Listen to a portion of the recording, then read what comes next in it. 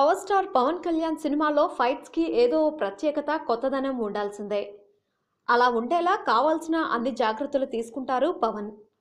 Fights లో పూర్తిగా mass ఆడియన్ని దృష్టిలో పెట్టుకొని డౌన్ టు ఎర్త్ ఎలిమెంట్స్ ఉండేలా చూసుకుంటాడు. అలాగే ఛాయ్తో మాస్యనం కనెక్టివిటీ పైన పవన్ కి చాలా అవగాహన ఉంది.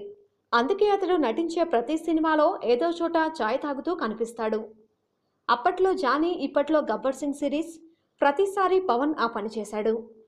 ఈసారి కూడా అదే ఫాలో చేస్తున్నాడు.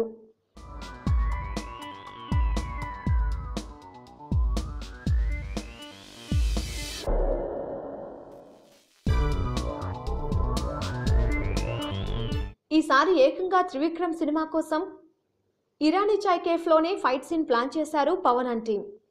ప్రస్తుతం హైదరాబాద్ సారథి స్టూడియోస్లో వేసిన ఇరానీ చాయ్ సెట్లో ఓ భారీ ఫైట్ సీన్ చిత్రీకరిస్తున్నారు.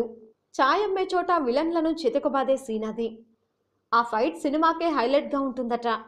మరి ఈసారి పవన్ ఈ ఫైట్లో ఎంత కొత్తగా కనిపిస్తారో అన్న క్యూరియాసిటీ ఫ్యాన్స్లో ఉంది. హారిక అండ్ హాసిని క్రియేషన్స్ పతాకంపై రాధాకృష్ణ ఈ చిత్రాన్ని నిర్మిస్తున్నారు. కీర్తి సురేష్, అను ఇమాన్యుయల్ నాయకులుగా నటిస్తున్నారు.